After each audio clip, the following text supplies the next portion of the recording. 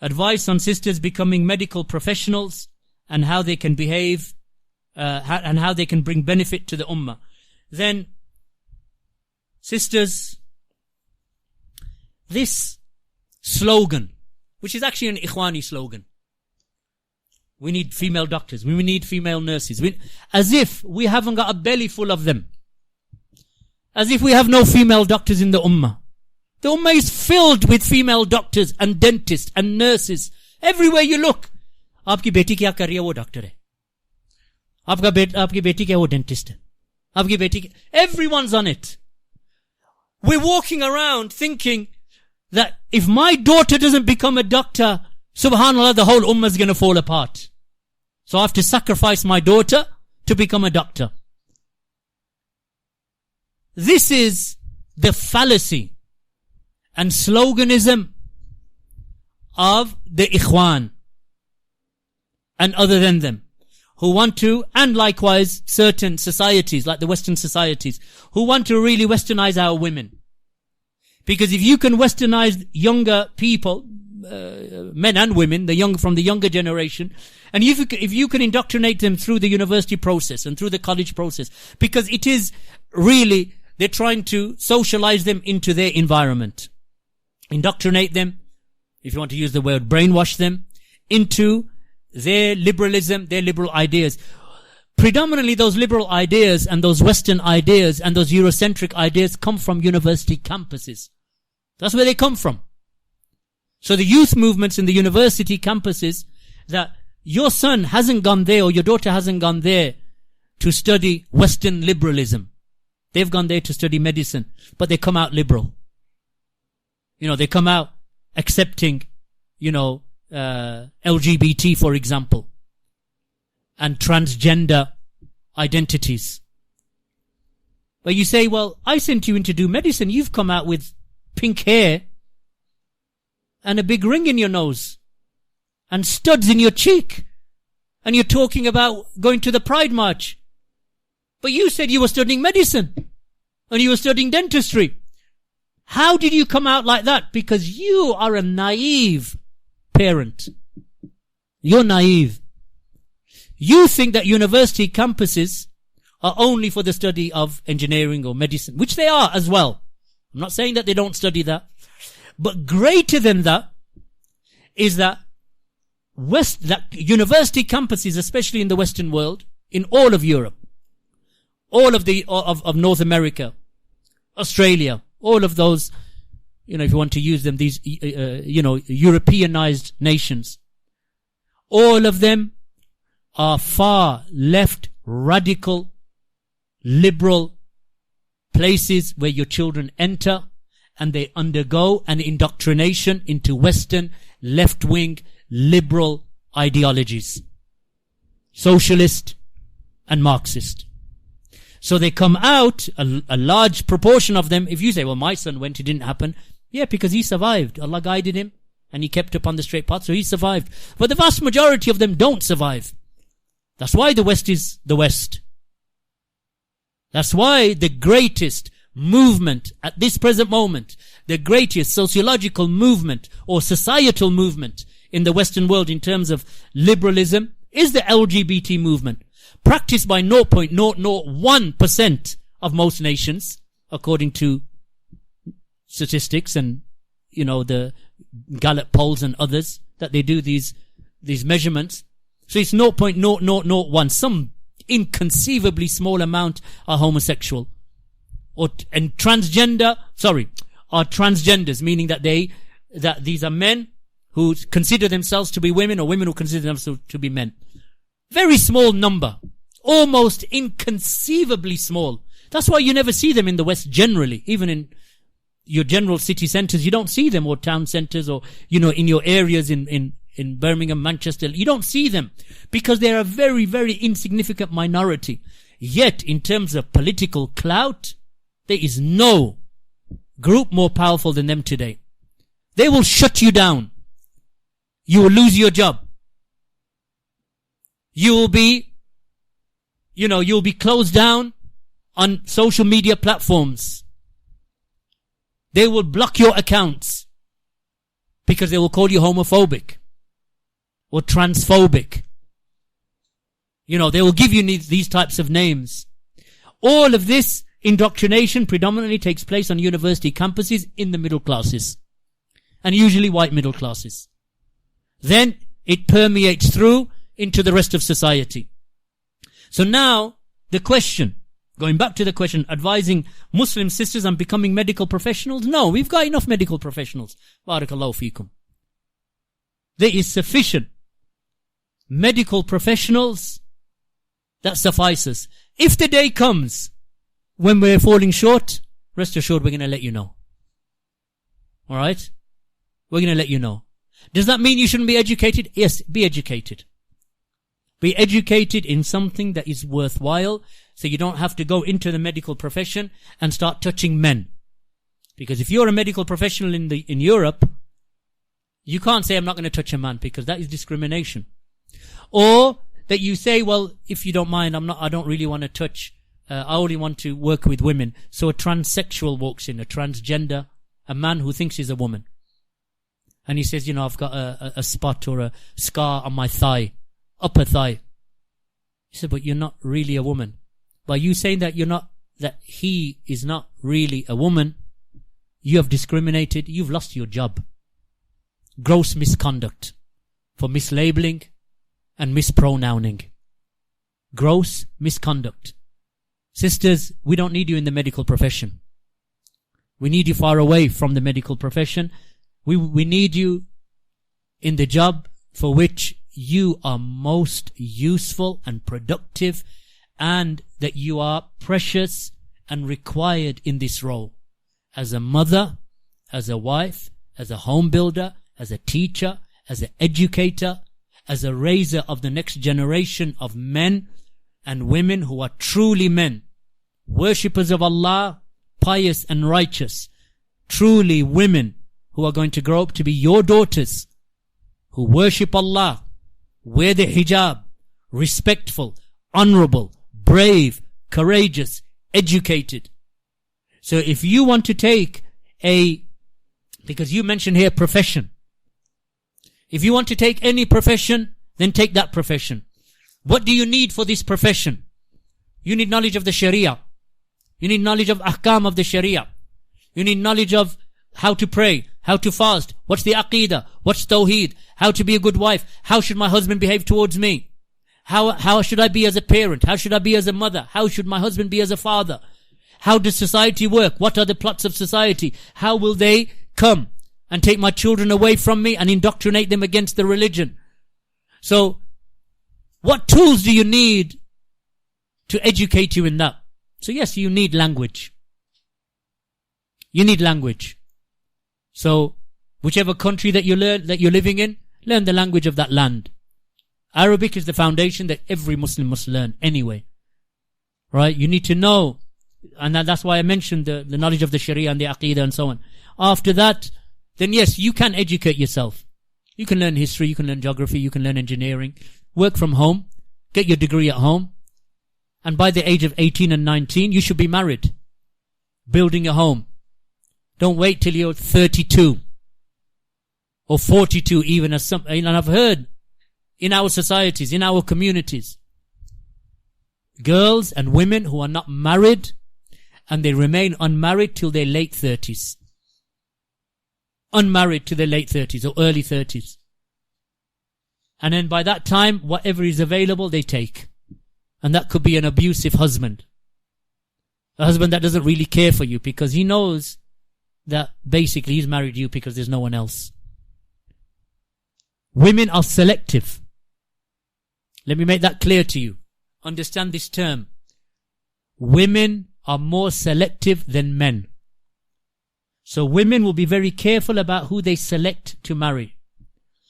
But their power of selecting becomes weaker and weaker as they age.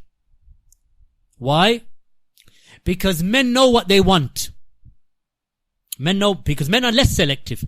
That's why men are more promiscuous in unbelieving in Western societies than women. Women are hardly promiscuous as a nature, as a jins, as a gender or as a sex. Women are not promiscuous. They don't sleep around. Women don't do that. Unless she has been corrupted or she has been told that you are worthless. Then she just allows her body to be used by men as an object. But women as a rule, as a nature, in their fitrah, are very selective. They are not promiscuous. Men, on the other hand, if they are left to their devices of being wild, uncultivated, uncontrolled by the Sharia, they'll sleep with almost anything. If they are not controlled.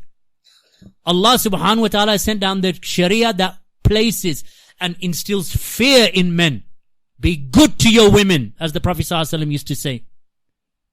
Because men, if they are not controlled, not all men, but there is a sufficient body of men that if they are not controlled by morality and religious ethics, right? Regardless of what religion it is, because you'll even find Christian men, they won't sleep around. Jewish men won't sleep around. Muslim men won't sleep around.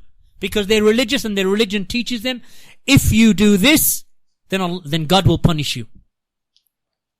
So women are selective. The point at which you have the greatest position of selecting the best man is when you are young. You are young, you are fertile, you're a virgin. All of the trump cards are with you. You carry the best CV. The best men want that woman. The best men. The older you get, then you find that you are now pushing the best men out of your radar. Because every woman and every man wants a partner. That's the nature of men and nature of women. And each and every one of us wants the best. Women, what do they want generally? They want a man who is stronger than them, who is a provider, financially better off than them in most cases. That's what women want. Why? Because they want someone who's going to nurture them and protect them. So that's why women, I know it's a cliche, but they will say, I want someone who is tall and strong. And he's got a good job. That's what women want. That's their nature. It's not something that they've been indoctrinated with. Someone who can provide for them, someone who's stronger than them. And they'll say, because what they understand by strength is like a big physique and a tallish man. That's what they want. Because they see in that strength, he's going to protect me and give me good children. Men want a woman who is young, pretty, and she is not promiscuous. She's not a woman who has slept around. And that's why they will treasure the virgin. That's why the Prophet ﷺ encouraged, marry those who are loving and fertile. That's what the Prophet ﷺ said, marry the ones who are meaning from the women, loving and fertile. Now let's take going back to the question, let's take this woman. So she finishes her A-levels at the age of 18 or 19. She goes into medical school and she spends 7 years in Britain. So she leaves when she's 26. In that period of time, her mum and dad, because they've been, indoctrinated by Western liberal ideas, that they say, no, you're not going to get married. Up until you're married, you got your stiff dick. Right? You got your certificate. Right? And then we're going to put you into pre-reg. So now, by that time, she's 28. Now, but she still wants a man who is financially strong. He's mentally strong, psychologically strong, physically strong. He's looking at this woman and thinking, okay, what are you going to give me? Really? What are you going to give me? So her value in the eyes of men, she thinks that she's of value now. And she might be, of men that are similar to her, that don't really care. They don't care about marrying a woman who's in her 30s and so on, pre-reg and touches different men every day, because she's checking the wart or the ailment or, looking at their nakedness and so on, because that's what you have to do in the Western world. Inshallah, hopefully here is different. Not that I know, but I'm just assuming, hoping that it's different. So the issue of professions, my sisters, is that your value decreases with time. Because your fertility, since you are entering into the discussion on the medical profession, then if you know anything about the medical profession, as you age, your fertility decreases. You are less likely to have children, and you're going to be less prolific in having children. The older you get, you are less fertile. Whereas men, the way that Allah has created them, they will remain fertile till the day, meaning that they will produce sperm, and the ability to reproduce remains within them up until the day that they die, even if they are 95 or 100 years old. A woman in her 50s, the capability finishes. So you only have a limited window of opportunity to have children and raise them, nurture them. But you're too busy looking after the warts and the spots and the moles and the cuts on strange men and strange women. Whereas in reality, if you want to prioritize things, your vision of priority should be, who is the one that I care for the most? My husband, my parents, my children. They are the ones that I care about the most. But they are the ones who are getting the least of my time. They are the ones that you're supposed to be caring for. But you, being a doctor, 10 hours at work or 8 hours at work, hour there, hour back. When you get home, you get 2 hours with your husband and children. Then because you got to put the children to bed. You put them to bed, and then you've gone and spent another 10 hours the following day treating strange men and strange women. So you leave that which is awla. It's like me. I have my mother. She's ill. She's sick. She's frail. She needs me. So what I do is I leave Birmingham and I go to Addis Ababa in Ethiopia. And I go and look after some stranger's mother for 5 years. But my mother's in Birmingham. I don't doubt that this strange woman needs help. But who is deserving of my help the most? What does the Sharia tell us? Ummuk wa ummuk. Your mother, and your mother. Then your father. So I leave all of that. The responsibility of the children, I leave that. Because I want the word MBBS after my name. So that I can say to the people, मैं doctor हूँ. No, my sisters. It's a smoke screen. It is indoctrination. It is mixing priorities. Educate yourselves. Yes, you should. Get your degrees from home. Through correspondence. Or go to Islamic universities. And you can, in those universities, when I say Islamic universities, Islamic environment universities. And you can study by the age of 19, you're out. Or by the age of 21, let's say you're out. But get married before you go. Because it's not as if you got to support your husband. He's got to support you. So you can put in the Aqdun Nikah, I'd like to finish my studies in an Islamic environment. Because I was doing, biology or chemistry. I just want to finish my chemistry degree. No harm. As long as the environment is Islamic. Either online, correspondence, or on a campus that is friendly to Islamic values. Otherwise, sister, don't worry about it. Barakallahu feekum. You'll be a much happier person when you're 30 with 3 lovely children. 30. Actually, by 30 you should have 5 or 6 lovely children. By the age of 50 you'll be a grandmother. And you'll be served hand and foot. Every meal cooked for you. Go on holidays with your husband. Your children will send mum and dad on holiday. Go and make umrah, mum and dad.